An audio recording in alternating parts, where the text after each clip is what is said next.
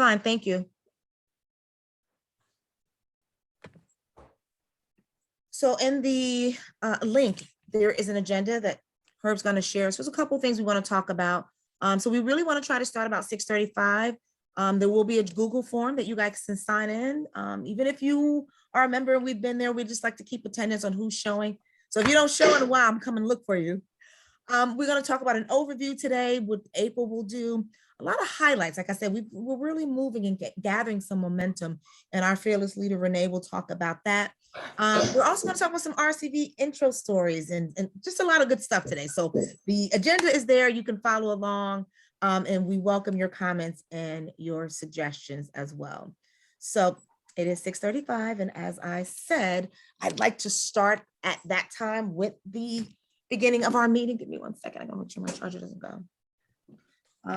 Did the sign-in sheet get posted yet? Hi, Sally. No, you're not late. We are just starting. We had a little snafu. Well, except I'm supposed to have the sign-in sheet posted by now, and I'm looking for my notes document. Nope, I will find it and post it. That's okay. Nobody knows that. Now they Our inside thing. Now So- everyone knows. No, it's fine. We repeat the sign-in sheet throughout our meeting just in case for latecomers. So Sally, again, thank you so much for what you do and for joining us and at your leisure. So she got the sign-in sheet. So please sign in. Once again, welcome to our final statewide. It's in the Zoom, Bill. If you go into the Zoom in the chat, there's a little chat. You can click on a link right there. Let me know if you don't get it. So do you see the chat there? There should be a sign-in link. You may have to refresh if you just joined, but I thought you were on. Do you see it? And I just tested it and it does work. Okay. So if Sally, you want to post it again? Maybe it'll come up on his chat. Well, Kaz just reposted it, so I'll wait a few minutes. All right. So once again, we just want to say welcome to our last and final statewide strategy meeting for ranked choice voting or for voter choice New Jersey. Yeah, a lot has happened in a year. In fact, Hey, I believe qualify that for the year. for this year, 2021, of course. In fact, I'm excited because I think that makes about a year that I actually joined with this organization. So I want to say a big shout out and thank you to you, Herb, for sharing this opportunity with me and allowing the passions that I have to make sure that this gets to New Jersey with you all. So thank you for that. We're going to get started with the first item on the agenda. We like to kind of introduce ourselves, and I don't know if you guys want to do that. Most of us kind of know each other. Do we have to do the intros? It's not clearly on the agenda, but if not, we will follow the agenda.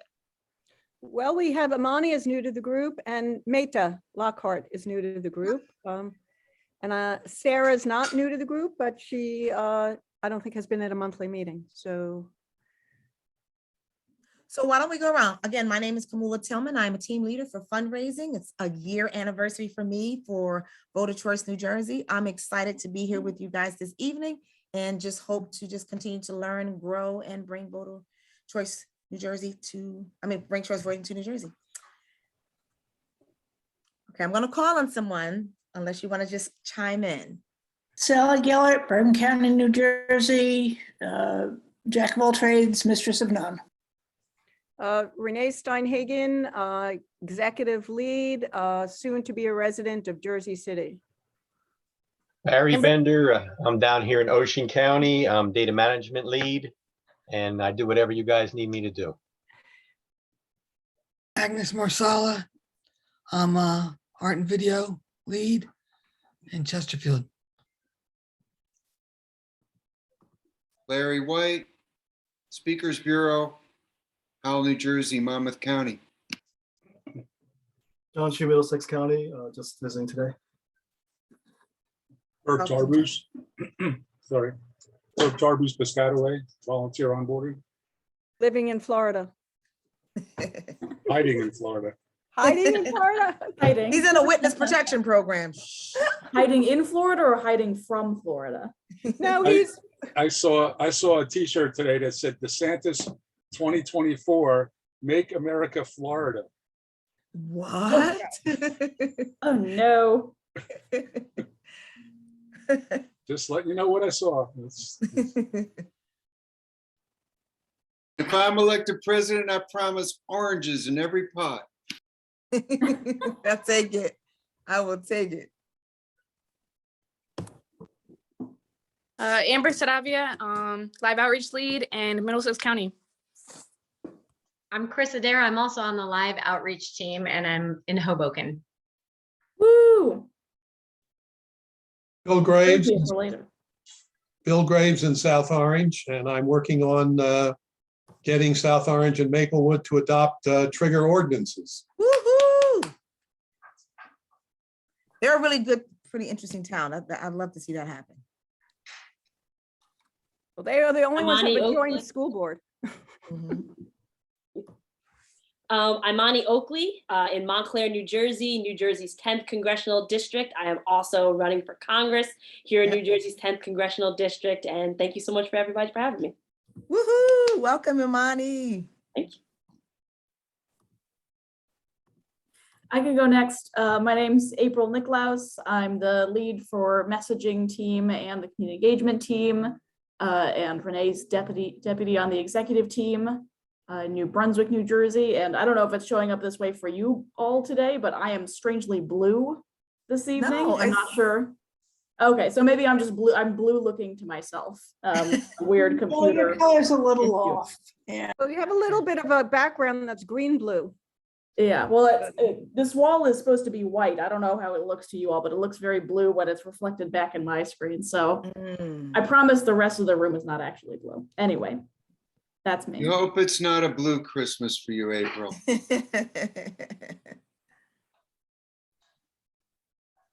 I'm Cas Fernandez. I'm from Phoenix, Arizona. So I'm an external advisor with Rank the Vote, but happy to join you all tonight.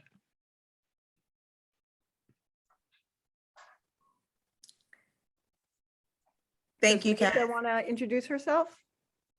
Maida says her audio is acting Oh. up. She is Imani Oakley's campaign manager. That came Yeah. to me direct instead of to the group, so. Oh, Nice. okay. Nice. I just want to have one question. So thank you everyone for introducing yourself. One of the things we like to know is like, how did you guys even hear about Voter Choice New Jersey? It's usually a question that we ask to kind of gauge where our audience is, but by the likes of those who are here, and I'm talking about our supporters and members, I'm figuring you've heard something. So if you want to just quickly share our guest, what it is that you know about Voter Choice New Jersey, because that will give us the segue to lead into the first order of our presentation, which is an overview that April will share. So Amani, Maita? Yeah, so Herb, me and Herb did a lot of work together on pretty much anything pro-democracy in New Jersey, especially fighting against our corrupt ballot design. So I know that y'all are working on getting ranked choice voting here in New Jersey, which is excellent because, you know, short of getting rid of the line, and it's actually even beyond that, it's even more democracy than just getting rid of the line. And obviously, I'm sure everybody on this call knows, you know, in New York, it really, really had great effects with regards to getting working class people elected, as well as people of color elected. We need to move forward like that in New Jersey. So that's how I heard about it. And that's so far what I know about it. And y'all had a win in Hoboken the other day. I do know that too. Yes. Yes. Thank you, Amani. Anyone else who is not either a member would like to share what they know about Voter Choice New Jersey before April gives us an overview? Well, my sense is let's not rest on formalities. Do we even have to go through the introduction, given that everyone else is a member of our organization and has been heard that introduction? Perfect. So Armani, it's really your choice. Do you want to have us do our introduction, or should we just move? This was one of our first meetings that we decided to make less formal, less pedagogical in some ways. Right. And we wanted to just have an open mic where people could talk about their experience with ranked choice voting, and why we want to be, you know, why we should be supporting it as opposed to just being pedagogical about it. So sure. Yeah, I'm okay with us moving forward. And Maida, my campaign manager, is from New York, so she is already familiar with ranked choice voting. So, Well, I'm going to cede the floor to her if her mic works, because I was supposed to be talking about my experience in voting in the primary this past election. And if we'd all prefer if Maida's mic works, that we'll hear her experience. If not, I'll just give my 2 cents.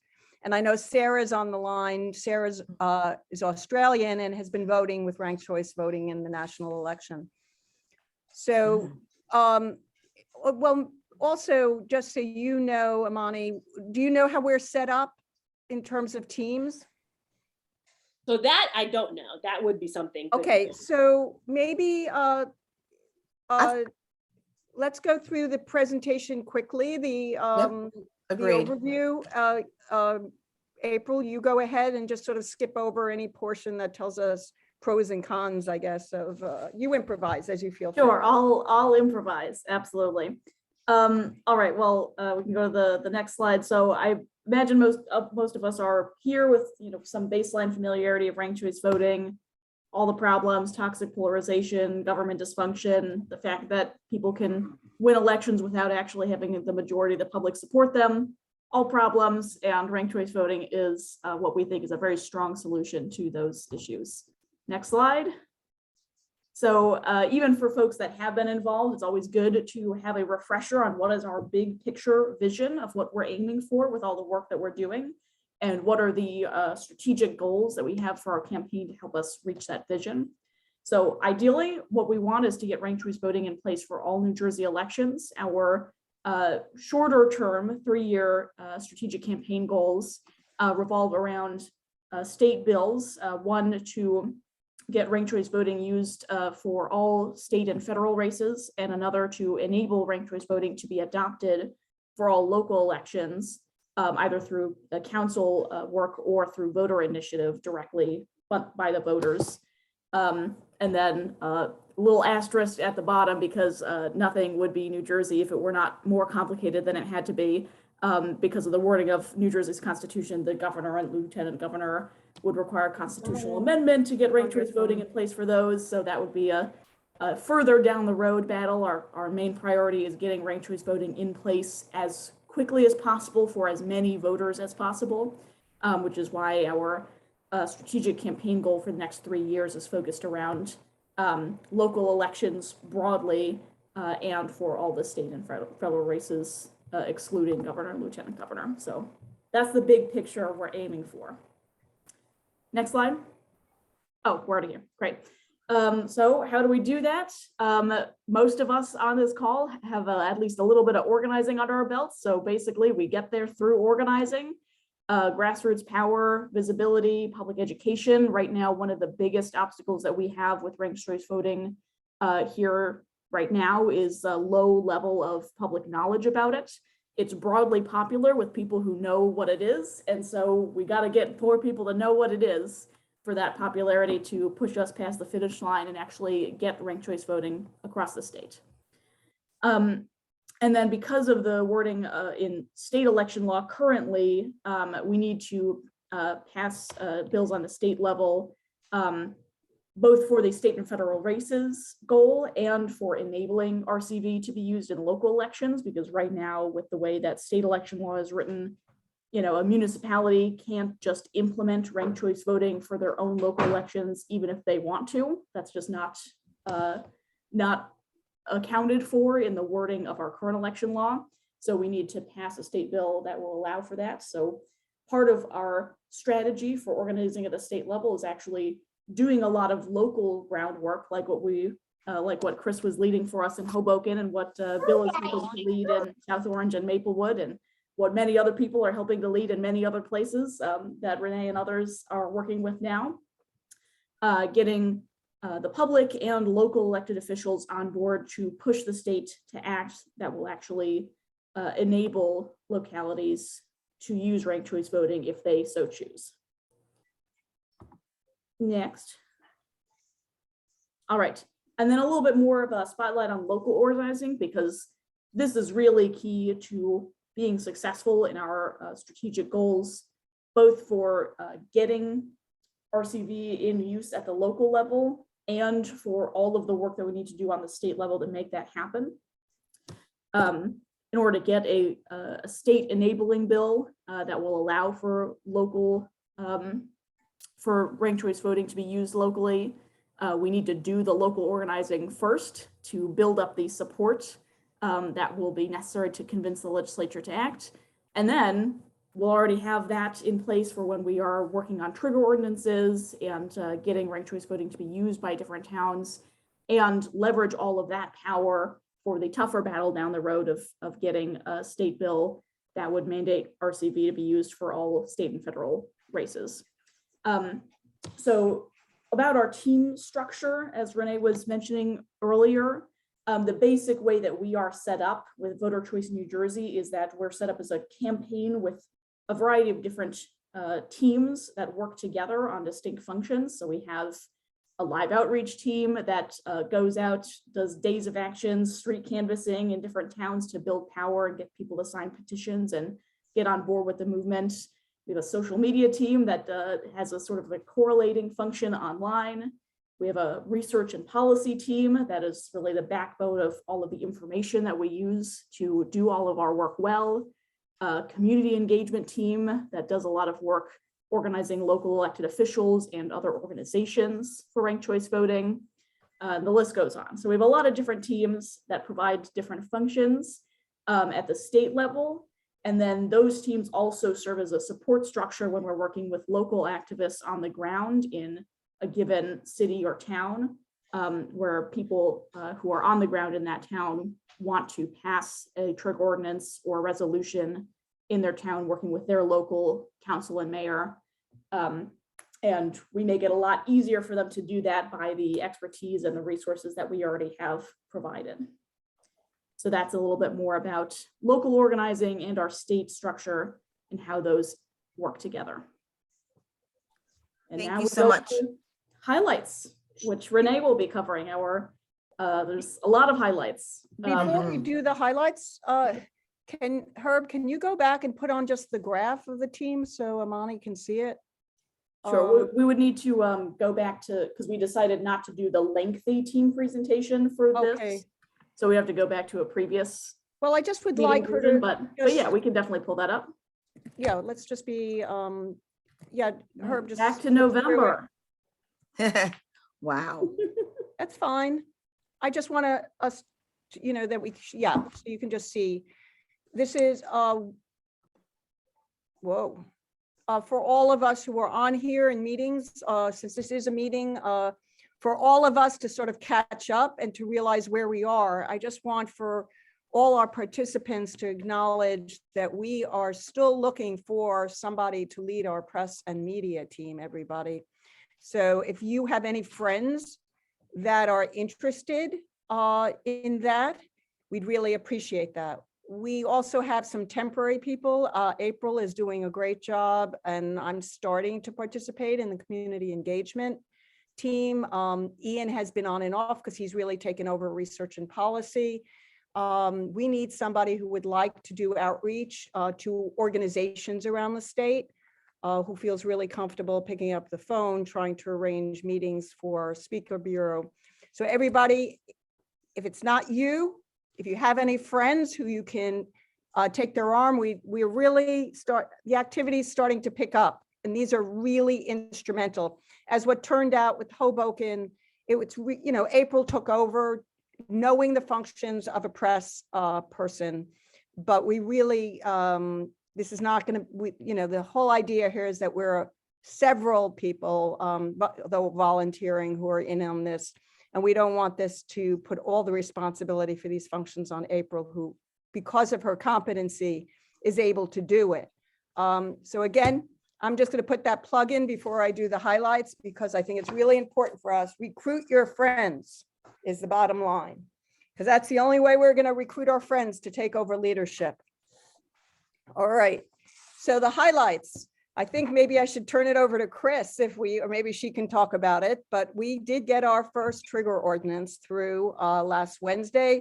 It was the long city council meeting like always, and the vote didn't go on till late into the night.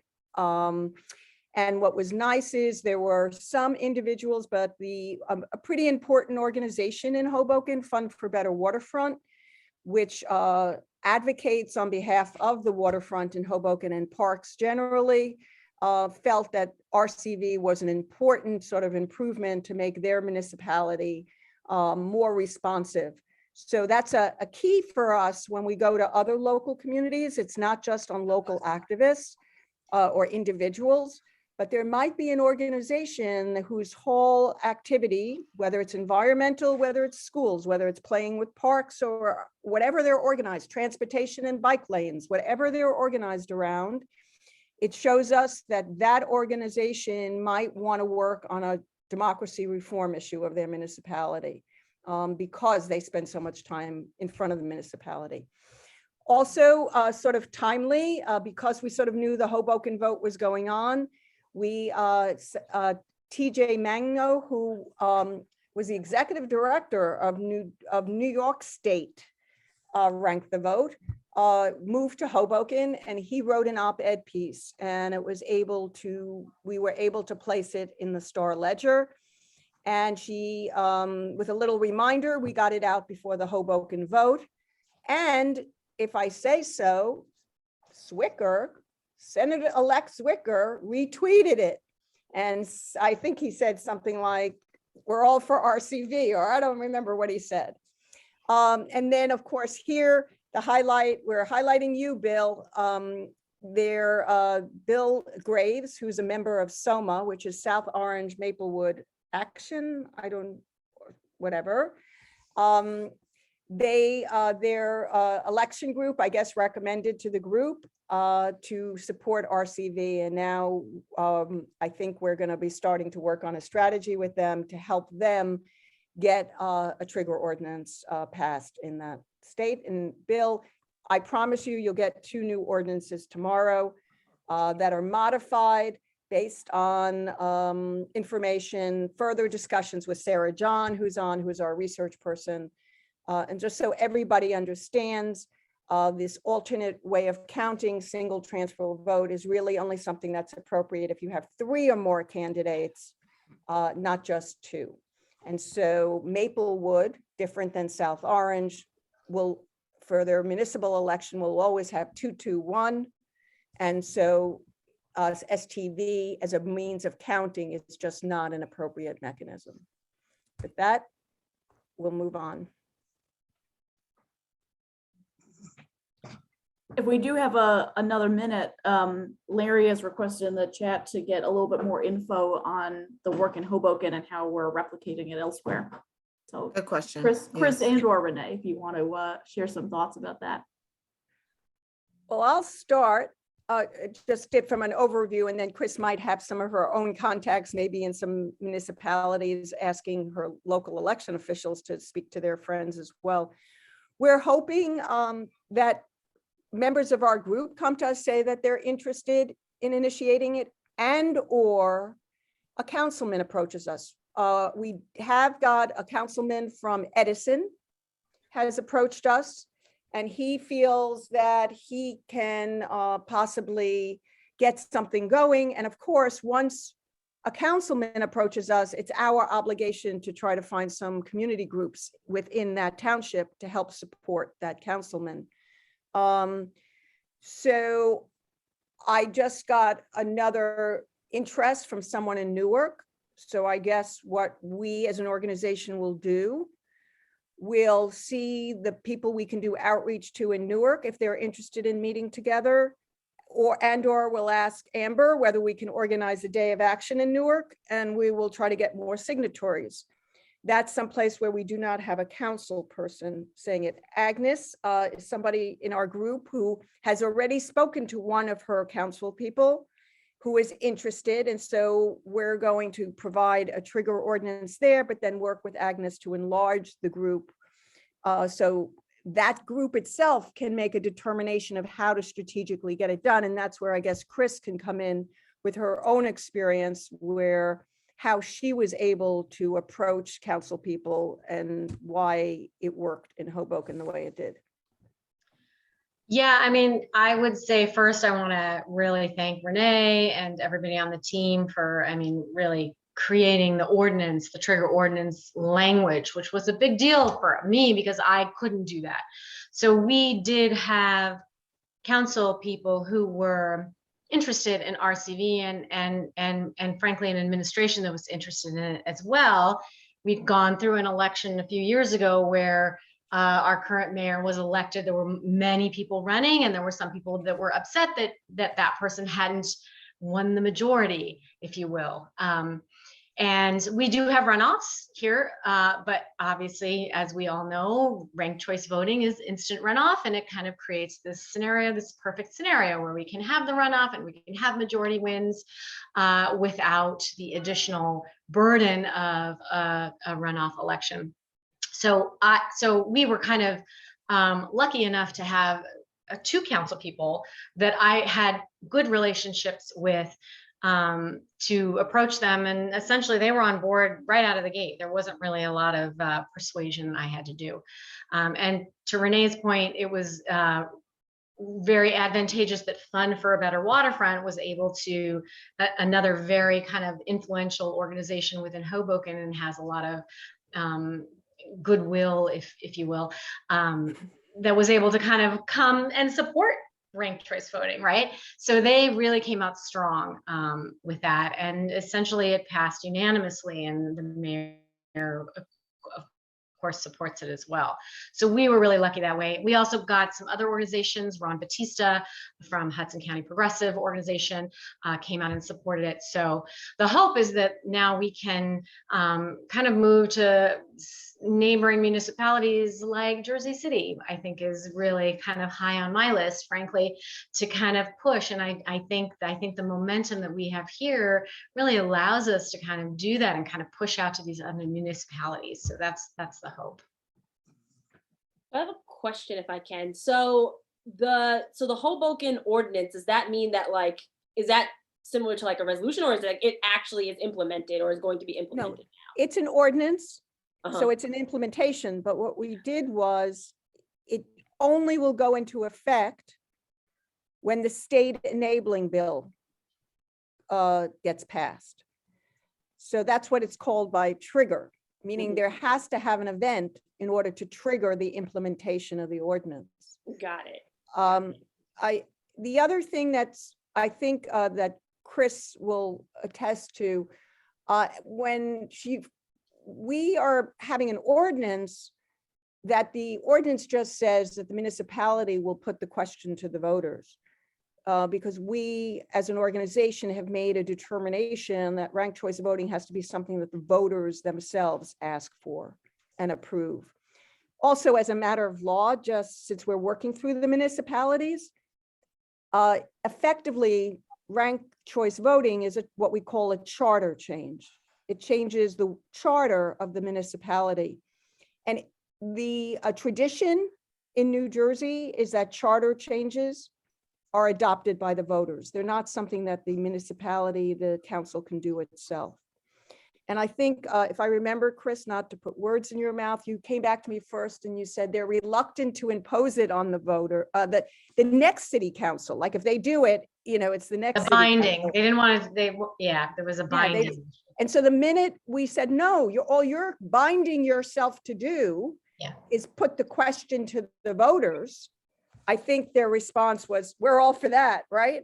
And it's a way of communicating to the elected officials. It's another angle to get them to do this. In a way, it's saying to them, you're empowering the voters. You're giving them the choice again. You're giving them the choice on how they want to vote. And that might be another angle that might get somebody to sign on to such a trigger ordinance, even if they don't approve of ranked choice voting themselves. It's like if we really do it right, and you have community people, and I'm not going to use the word activist, you have citizens showing up at town hall meetings and saying, we want the opportunity to do this. That may or may not move a councilman more than saying, make this change. You have to agree with us, that sort of thing. So there are two aspects of this ordinance that are important. One is only goes into effect when the state bill is passed.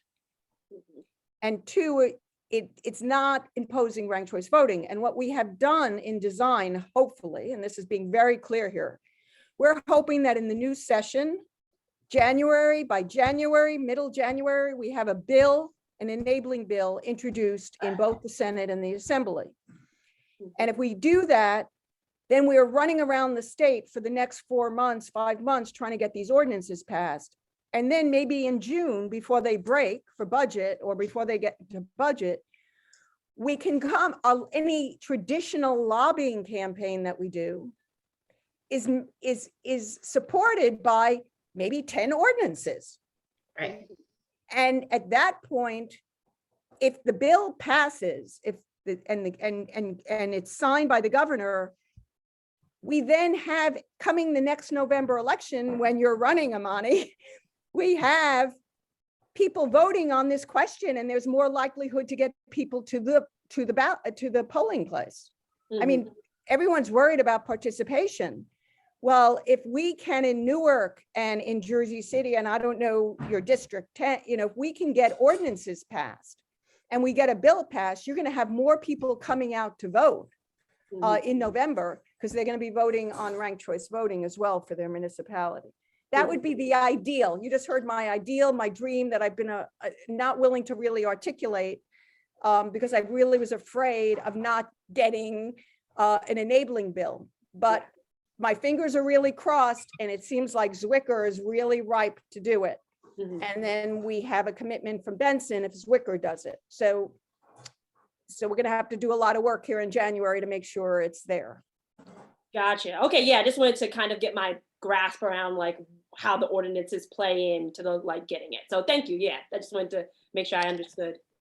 And just to add on to that, like, I think what Renee was saying about the fact that it's a trigger ordinance and that it becomes a referendum in front of the voters was kind of, I think that may have swayed, like we had a unanimous vote in Hoboken with all our council people. And I do think there were a couple people that maybe were on the fence about it, but I think the fact that we said, you know what, it's not really up to you. You're just sending it back to the voters, I think made a big difference.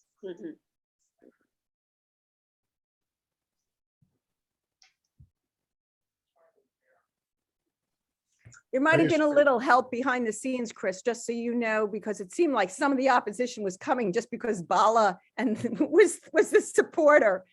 And I think those people got a little bit conflicted when they found out that I wrote the ordinance. Yeah, maybe. So that's the reality of local politics, and we all have to face that. And we're gonna have to face that when we go locally. We have to choose who's the council person who's going to try to do this, because there's some people who are just going to oppose it simply because it's that council person. And we got to create a situation. Maybe if we go into a locality, this is the discussion that has to be with the people who come forward in any locality, understanding who these actors are, whether they're capable of working together, or are we going to have knee-jerk reactions, which in Hoboken we had initially. I think it got tempered down by the second reading. But initially in the first reading, it was like, and it was just like, just because they didn't like the people who introduced it, And I think we have to be real there, and that's the importance of getting a group of people locally, because they're the ones who know the politics of their local council.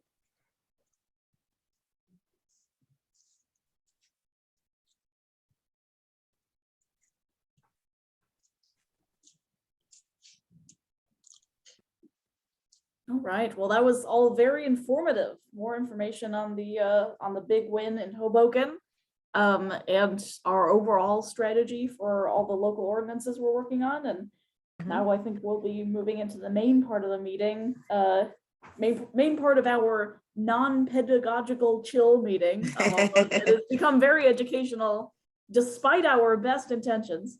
And I think Agnes is going to be. Agnes is going to do the intro. Yep. Okay.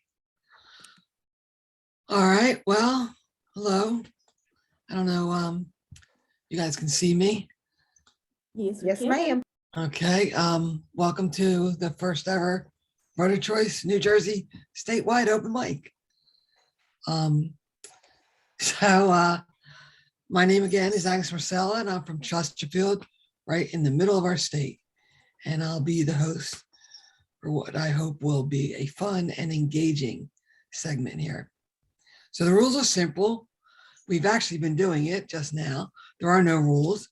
It's your turn to tell us why you decided to check out ranked choice voting.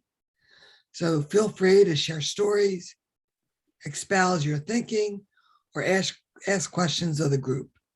You know, think of it as like a cross between a traditional music open mic and a freewheeling salon. So you can sing or recite poetry if you want, spit some rhymes, or simply just talk to the group. The only real rules are try to keep the topic to RCV and be kind, of course. And I also ask that you please enable the video camera while you're speaking. It is a visual medium. And if you're not speaking, maybe you can make sure to mute yourself so that when, like, my niece walks in the room, it doesn't interrupt the speaker. So with that, you can either raise your hand or go in the chat and let me know that you want to speak next. But I think we're going to start it off with Amani Oakley, if that's okay with you, Amani. And let's now remember, we are recording this. Yeah. That's why I want you to turn on your camera, because we're going to be using these clips throughout our social media. And, you know, if a lot of people are, like, you know, raising their hand, depending on how well you're rocking it, 3 to 5 minutes. So I'll be cutting you off if you're, so that's what you got, Imani. So no music like the award show, huh? Just cut them off, Magnus, huh? Yeah, I mean, if you post on socials and folks are surprised by my pro-democracy stance, they just haven't been paying attention, to be honest, after all I've been doing this time. But yeah, for me, it's all about having a better democracy for New Jersey. Right now, as we all know, we have the corrupt ballot design, which is really, really bad for working class folks, for women, for people of color, and it puts all of the power in these political party bosses' hands. And it takes it out of the hands of everyday voters. It's a form of voter suppression. And ranked choice voting not only would give us an opportunity to get rid of that corrupt ballot design, but it would take us even farther to have even more democracy than just your average ballot. And again, we've seen this work in New York and our neighbors literally across the river. We've seen more working class folks get elected, more people of color being elected, more women being elected under this system. So it's a lot more fair. It really does put more choice in the hands of voters, and it's more democracy, which is why I support it. And I'm really, really happy that this group is doing all the work with this. Congratulations again on your win in Hoboken. Keep it up, because New Jersey deserves to have a real democracy. And thank y'all for having me today. Okay, well, thank you. And I think we're gonna, is Larry still here? Larry, you still here? He was about to leave. Larry, can you? He's gone. He just left. Okay. Ah, darn it. All right, I was about to say he was just commenting. Okay, well, how about Sarah John? Would you like to go next? Yeah, absolutely. Hi. So I'm Sarah. I'm originally from Australia. So until 2021, the only way that I'd ever voted was using ranked choice voting. So using it in the single winner system and also in the STV multi-winner system that we often talk about. And so my reflections will be more how it differed for me this time voting in Virginia for the first time, the way that is probably normal for you to vote, and what I sort of felt like I lost relative to having voted in Australia, always using ranked choice voting. So it was actually quite a different experience, not so much in terms of the results, but in terms of how it felt to make that choice. Because what you get in single winner plurality elections is you just have to make this choice of that candidate. And you have to be quite strategic about it. If you know that your candidate's not going to win, do you want to vote for that candidate or a candidate that's more likely to win? Whereas with ranked choice voting, I never actually had to make that calculus in my head. It was just like, well, this is the candidate that I really want to vote for. And second, I'll vote for this other candidate, third, someone else, fourth, someone else. And in Australia, it's a bit different than the US context. You had to rank every single candidate. So the candidate you really didn't want to win, you had to put last. And it was something sort of enjoyable about ranking them last. Got you last, you're not going to win. Yeah, and so it does seem like from the voter perspective that there is something that has been lost from not voting using ranked choice voting, and certainly something to be gained by adopting ranked choice voting. So that's my main thoughts.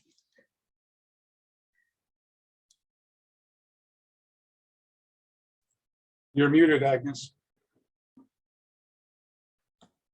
Thanks, Herb. Well, Herb, so you want to go next? No one's out there hand raised, so thank you, Sarah. Next up is Herb. Thanks, Agnes. Sure. There's two things that I really like about RCV, and they're kind of technical. The first has to do with our ability to express our opinion in the voting booth. Right now, when there's multiple candidates, we only are allowed to express our opinion on one candidate, even if there's 4 or 5 running. And that, to me, just very simply seems like a First Amendment violation, that we don't get to express our political opinion fully in a voting booth. And then related to that, when we use it while ranked choice voting, we'll be able to see the depth and breadth of support that different candidates have, because there'll be much more much more data to go over coming out of the election. Whereas now, when people go into the voting booth, they can only pick one candidate. It may not even be their first choice, as we know from strategic voting. So that's another aspect that I like about ranked choice voting, is that we'll be able to gather much better and detailed statistics about the breadth and depth that all the candidates have that are running for an office.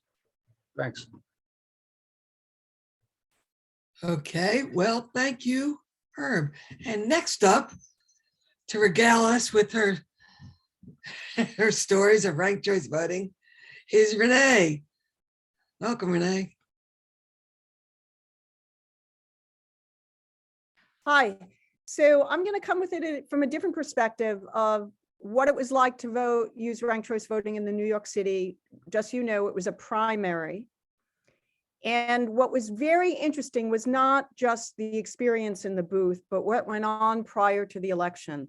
Not only because ranked choice voting was new, the board of, I guess it's the Board of Elections, sent out quite a bit of material explaining how to vote. So everybody would realize that they would have to rank several candidates. But then it was much more interesting to see the media and the whole run-up to the primary. I read the New York Times, and the New York Times had in-depth material articles appearing for each candidate that was running. And it was not like they chose 1 or 2 candidates who could win and you got multi-stories about it. But everybody got, at least I saw, much more of an opportunity to tell us who they were. And then my understanding was the debates that appeared, everybody appeared. Now we're talking about, I think there were 12 to 15 candidates running. New York's rules were you could only rank 5.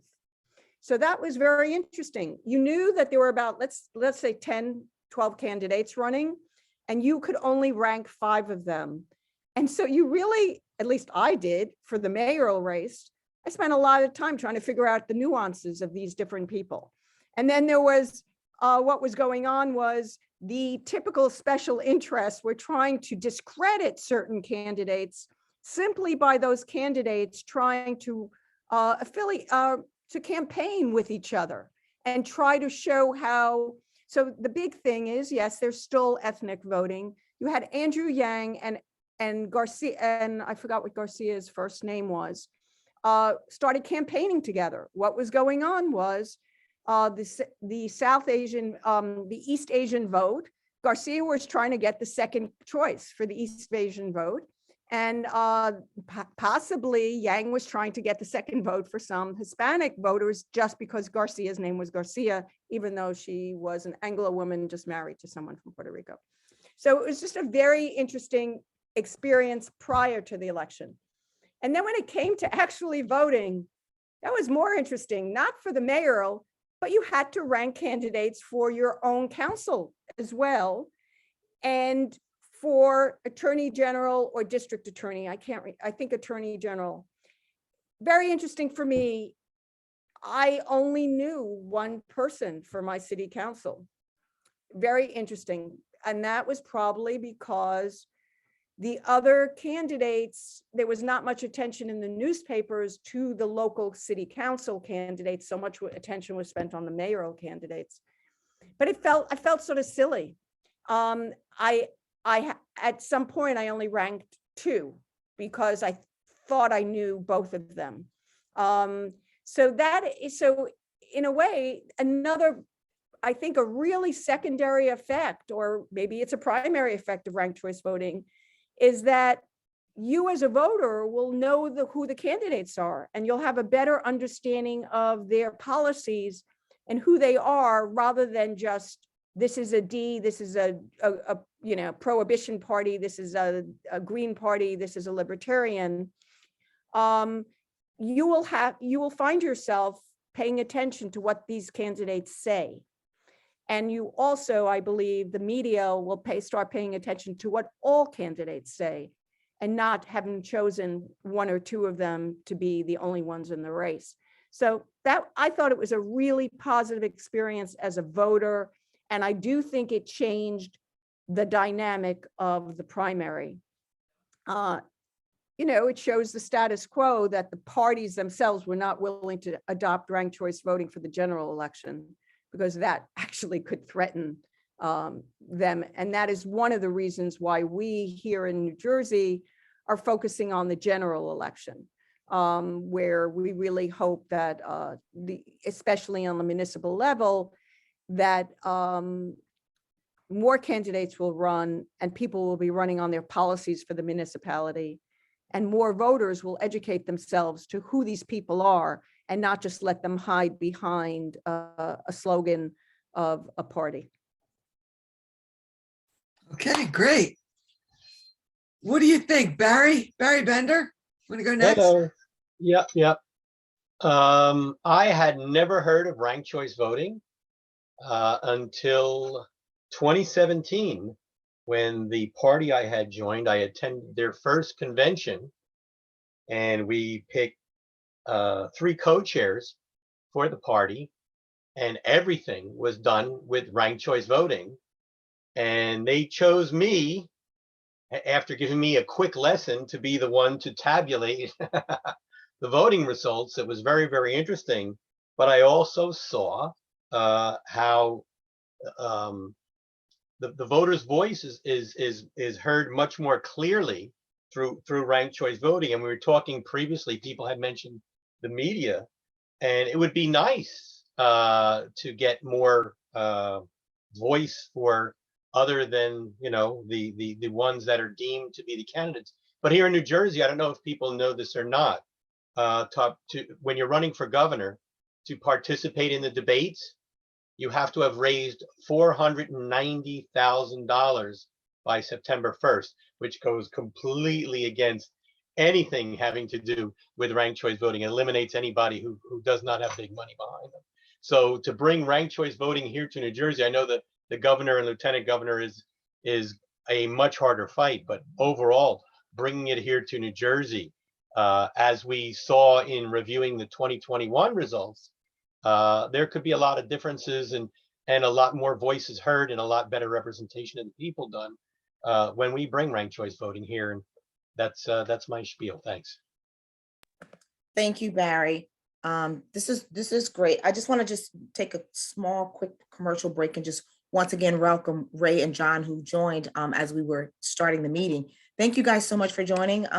What we're doing right now is just asking us to share our experience with ranked choice voting, maybe ask a question about ranked choice voting. So if that's something you would like to do, we welcome you to do that.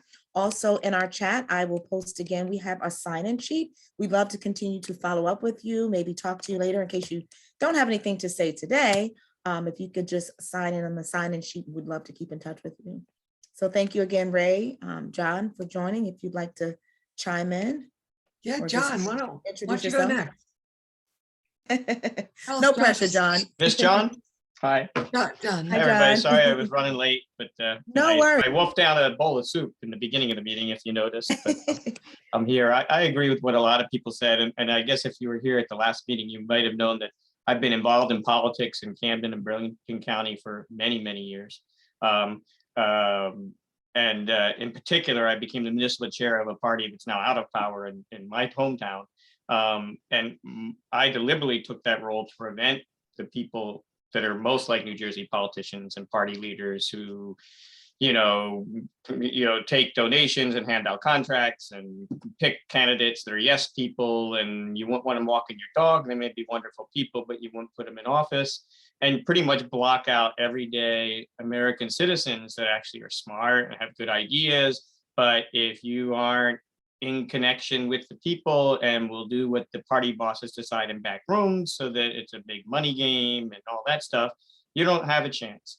And so that's why I'm here. I'm here because I think there's a lot of like-minded people that realize New Jersey and some places in this country are off the rails. And, you build a mountain by carrying a stone.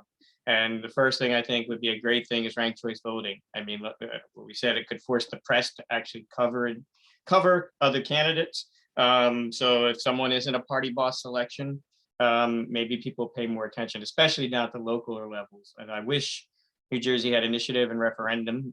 We probably could do so much to do that. But of course, that would go against the party bosses.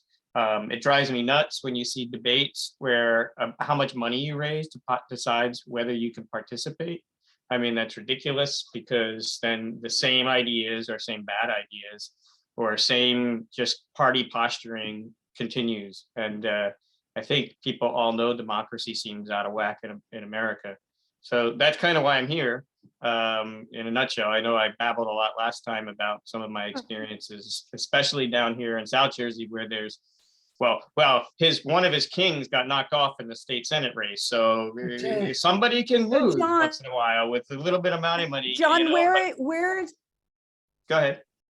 John, what municipality is your? I live in Mount Laurel Township, and you live in Mount Laurel. Oh, okay. I've lived here for quite a long time, but before that, I lived in Pennsauken Township.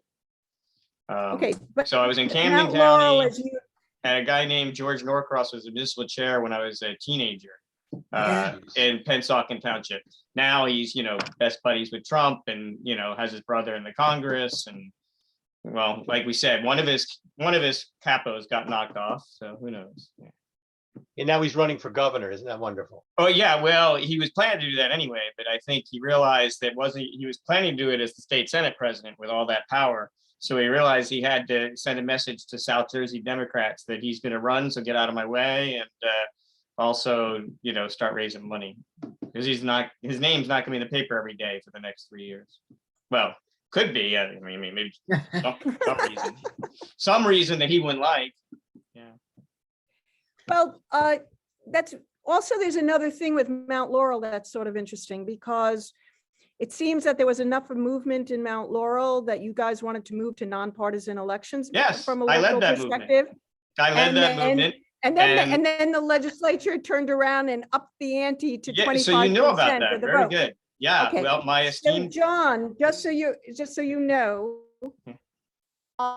Loretta Weinberg has been doing me a favor, even though she's out of power, and she got OLS to draft a bill. Mm-hmm. I was presenting it only as clarifying some of the craziness that went on in the INR regarding when you just change the date of the election versus whether you change it from partisan to nonpartisan. The guys from OLS turned the 25% down to 10%. Now, I think what I asked them to do now, because Loretta is not going to introduce the bill. I mean, she's leaving. I'm just going to up it to 15%. That's a little bit different than every other change in government. Mm-hmm. And so if if whoever is going to be in control of your district, if you could help get this bill with me passed, which will lower let me give you a little partisan quick to background. nonpartisan to 15%. And it will also just make some things clear that I don't need to go into the details, but that's sort of interesting that you're here from Mount Laurel, because I really need. Yeah, but let me explain a little bit what happened there. So I'm a reformer. I'm that kind of mind. I was the chair of the party in power at the time. And I said, all these people, this is ridiculous. People are getting thrown in and out of office based on a letter after their name, and it had nothing to do with their qualifications and all that kind of stuff. So I said, I think we're in power. Let's put a referendum to the people to let them choose if they want to be nonpartisan. And there was two obstacles. The first obstacle, and I think you know this, Renee, is for some reason our law is so dumb that if you decide you want to switch to nonpartisan, it automatically changes your election to May, right? Which becomes a costly thing because you have to run a whole election separate from the regular elections, right? So that might be what it initially does, but at the same time, you're changing to nonpartisan. You can now acknowledge that you can hold the election in November because that's been allowed. Right. It would be great if that's how you start it. But you can so now. I'm there was changing the two- law that the question will be that you can do nonpartisan in May or nonpartisan in November. There was 2 council people from the other party and 3 with me. And you only needed 3 votes at the time to put a referendum on the ballot. And we introduced it and they went nuts. They came and had people lining up calling us racist. Somehow this was racist. Because that's, I guess, what you do now just to get people to go away. And then they kept saying how much it would cost, how much it would cost, how much it would cost. Nevertheless, the people, my guys weren't bullied and they passed it. So that we didn't change the nonpartisan, we put a referendum on the ballot for 2 Novembers ago. Our esteemed Assemblywoman Murphy here, whose husband happens to be the Democratic chair of Mount Laurel. And he actually wrote the state legislation and he botched it up. Yes, really of course bad. he did. Wrote legislation to change, after we had already passed it, to change the state law to say you needed a supermajority of council to put a referendum on the ballot. Okay? It got rushed through the state. I believe it's a record. No law has been passed in New Jersey as quick as this passed. They actually put it out of the government committee assembly because they knew they couldn't get it passed there because Ryan Peters from the district just north of here was going to oppose them and make them look like fools. So they actually put it in some welfare committee where it quickly just got passed out of committee, passed out of the Senate, and passed both. Governor Murphy was not willing to sign it. And they waited till he was out of state and Sheila Oliver signed it. Right? And it effectively, then of course, the county clerk from the same party as these other guys immediately said, your referendum's not valid anymore because of this law. And that killed it. So we're thinking about doing it again, this time through a petition. We actually have a petition on the ballot, you may remember, for banning pay to play in town. So you can't do township work if you donate to political parties. It was supposed to be on in November. And for some reason, that same clerk who told us the other one was no longer valid printed Mount Laurel's ballots on September 5th, the first and earliest time it was ever printed.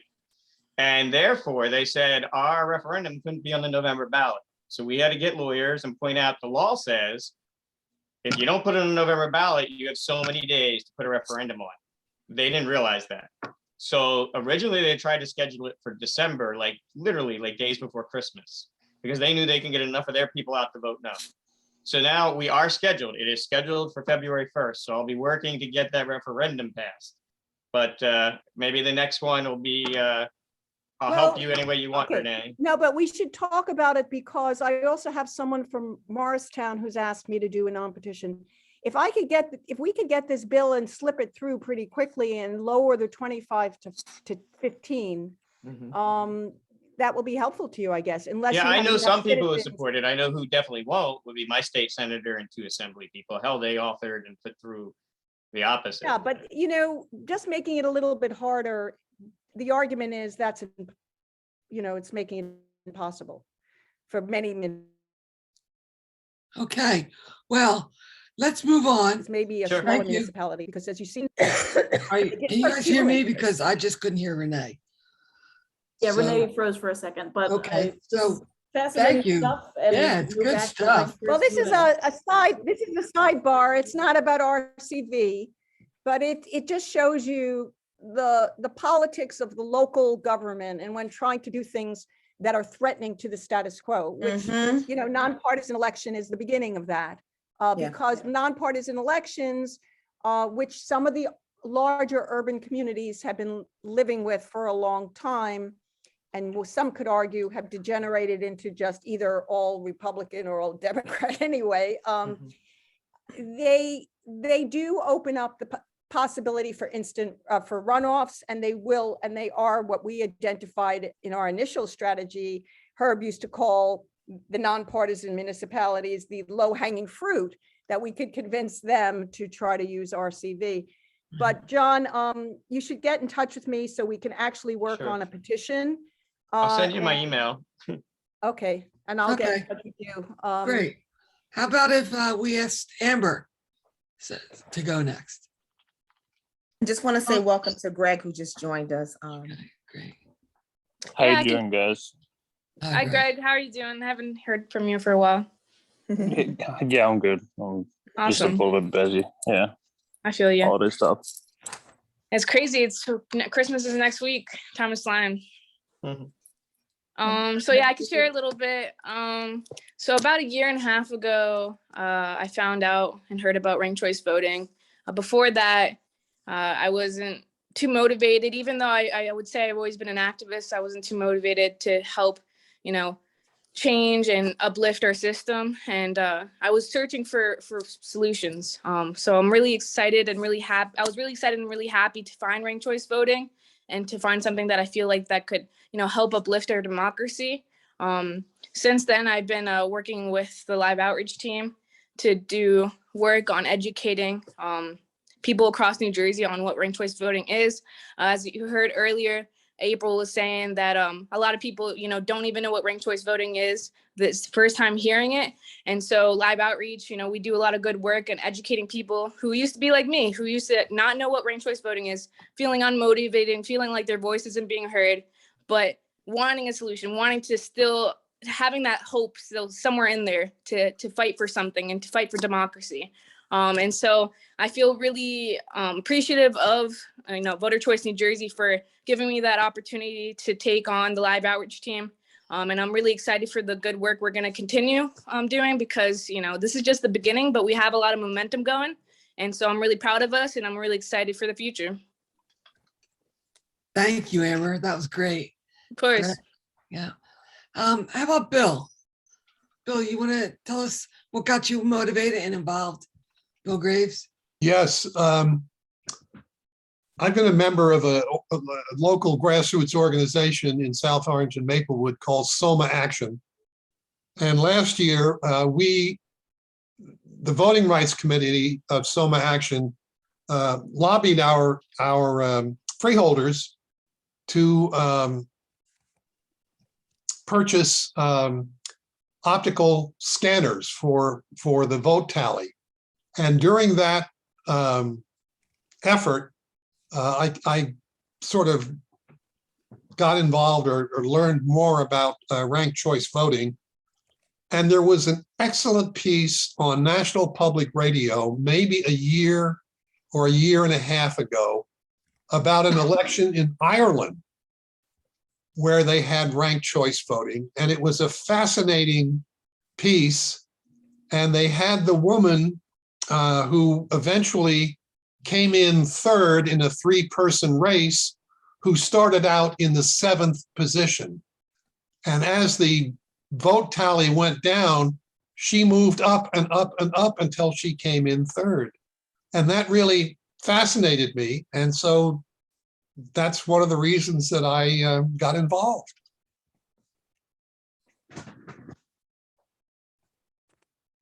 Okay, that's great. Great little anecdote there.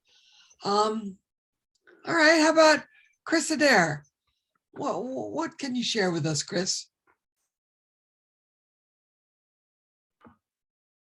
Hi there, sorry. So I actually am kind of relatively new to Voter Choice New Jersey as well. I've lived in Hoboken for 20 years and I discovered kind of Voter Choice New Jersey during the pandemic.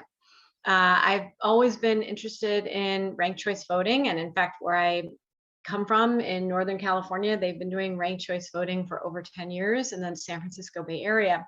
My father, who's in his 80s, by the way, doesn't seem to have a problem with it at all. So when my husband and I first came to New Jersey, and we saw that we didn't have that, and frankly, the whole ballot structure in New Jersey, which is kind of the line structure, was all new to us as well. It just kind of indicated to me that this was something that we could benefit from. So I was happy to get involved with Voter Choice New Jersey, and I'm so happy to see that other people see the benefit of this and are working hard towards it. And I think our strategy of kind of working at the local level and building up is actually a really good strategy. And I'm hoping that as we see these different municipalities kind of put pressure on the state in general, that we can move the needle a little bit. Okay, great. Let's see, April. Yes, hello. Hello.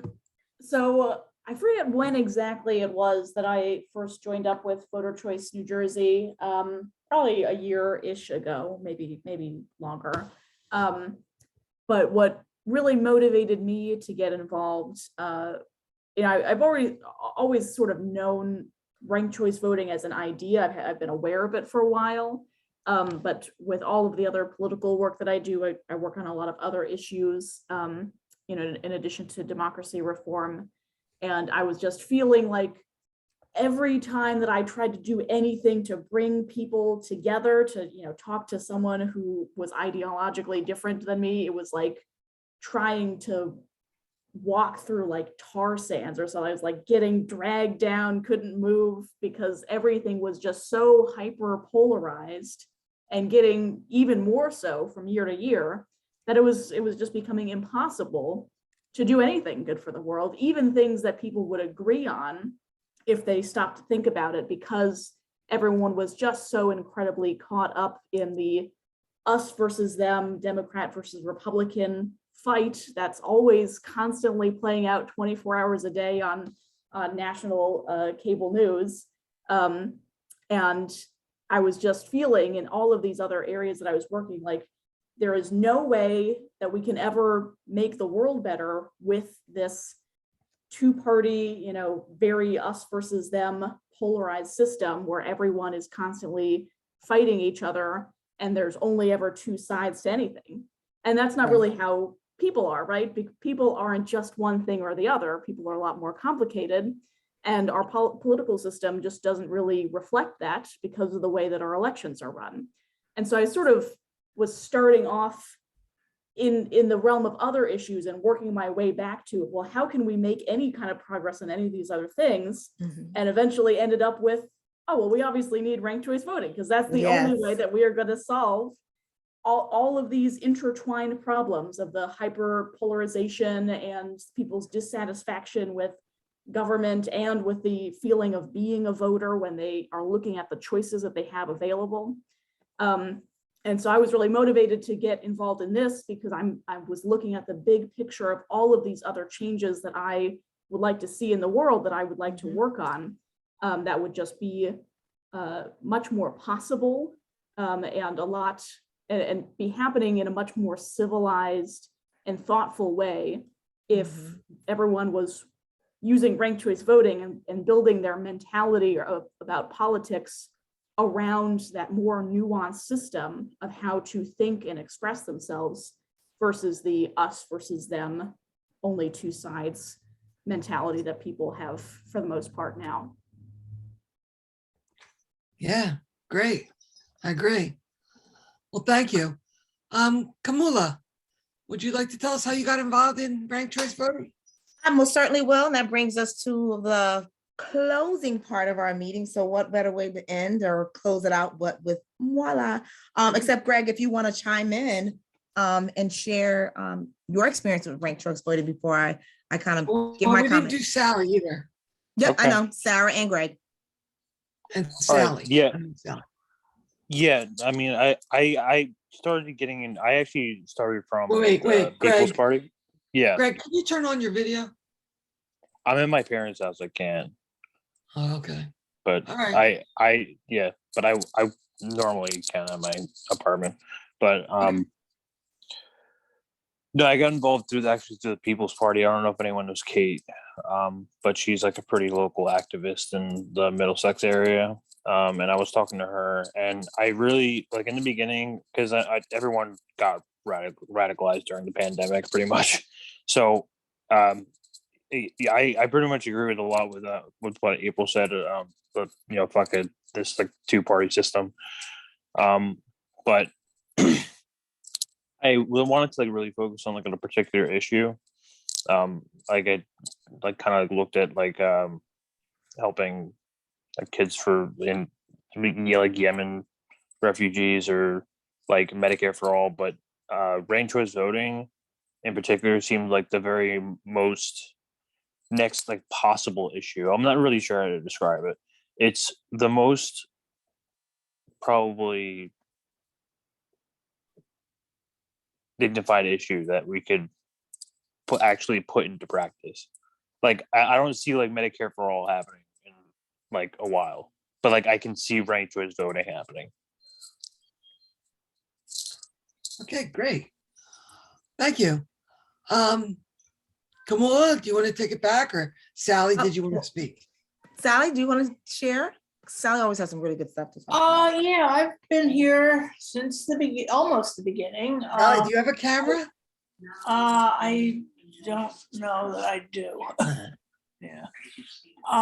See you. I've been, I met her, I guess the year before this all started at a project that didn't quite come off, but this has such a potential for really getting people who are tired of, you know, the party line, the county line, the party machines, I don't have a voice, to actually feel like they're participating, that their voice is being heard, that more people have a chance to run and generally, you know, make our democracy more inclusive.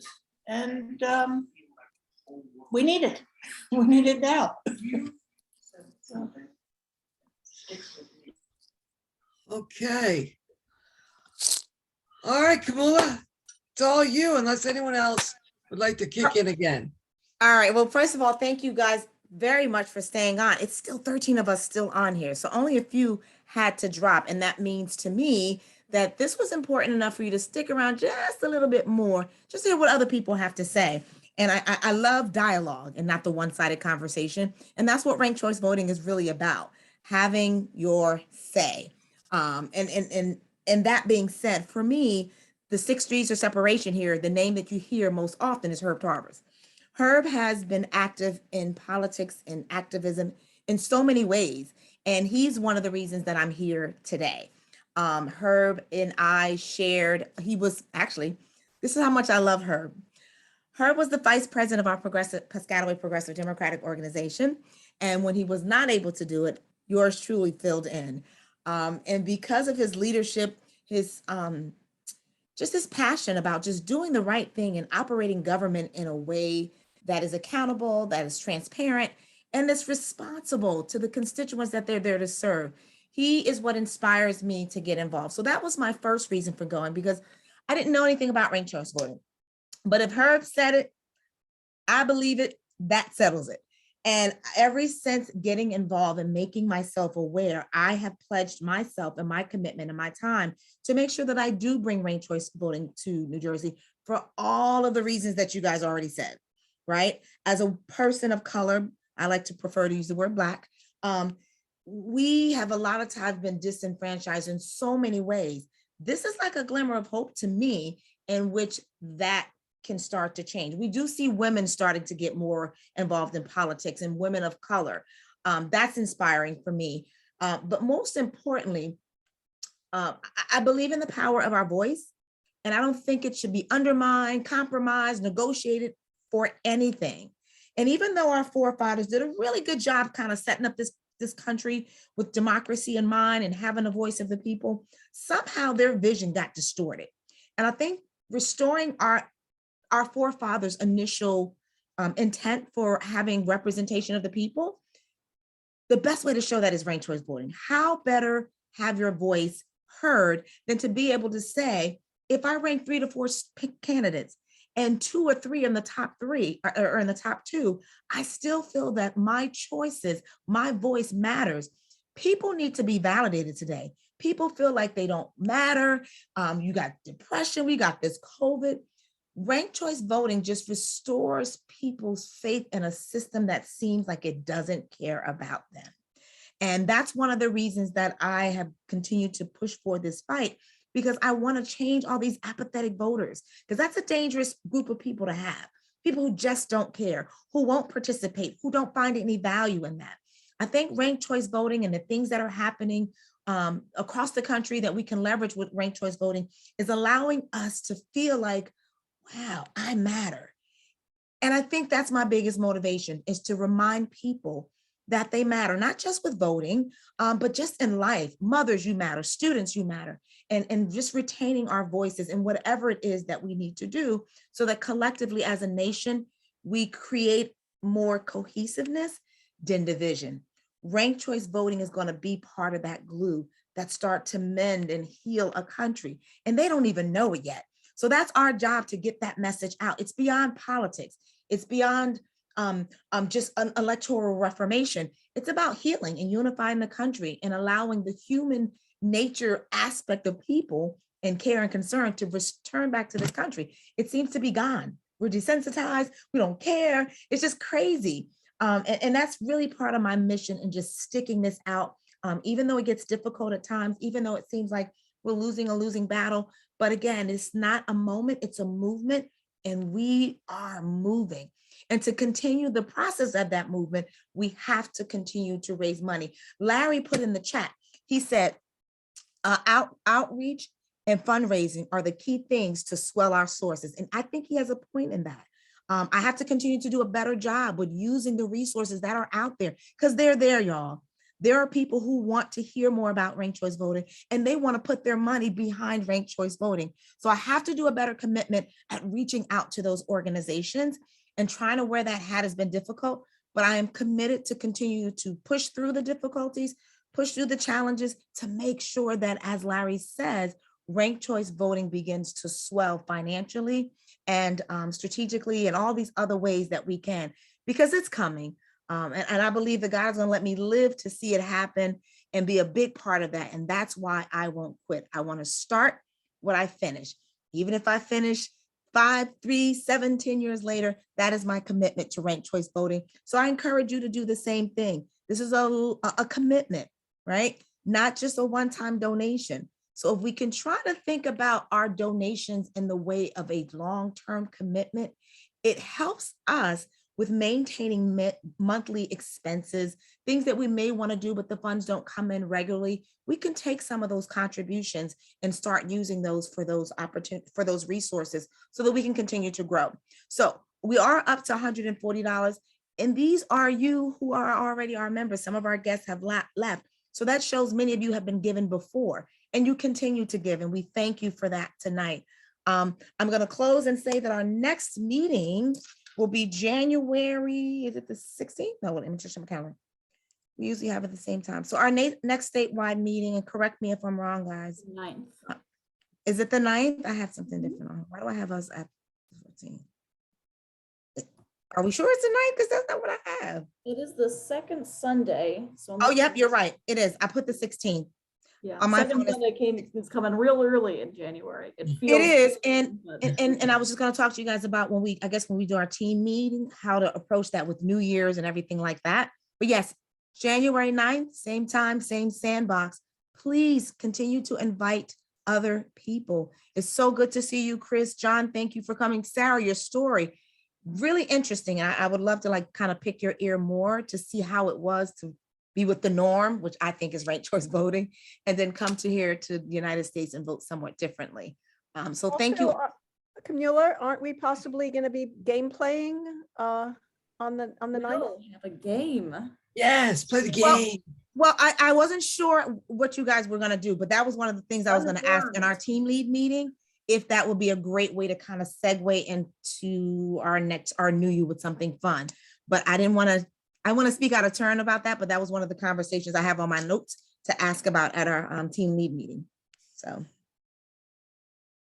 But if there are no more questions or comments, it's already past our time, so I won't force you to stay on a little later like we always do. But it's so good to see everybody, that everyone is still hanging in there and still here a part of this process. Guys, I encourage you, life happens. Believe me, I know, but I work around it because I'm totally committed to this initiative and I want to do everything I can to make it work. So I'm going to challenge you to work through the challenges and difficulties and don't leave. I know you may stray a little bit, but never leave what we're doing here because your efforts have been very significant to getting us to where we are right now. Every one of you. So I thank you again. Merry Christmas, happy holiday to everyone. And nothing else. Oh, and thank you, Agnes. One of our new members who has jumped on board and has just hit the ground running. You have been doing an amazing job. I want to give you your flowers while you live. We really appreciate your input. You've not said no to much of anything. So thank you, thank you, thank you. I do appreciate that. I see that and I notice it and I'm grateful for you. No problem. I agree. I want to see this through too. So everyone enjoy your holiday. Thanks for making this a great open mic. Thank you for hosting.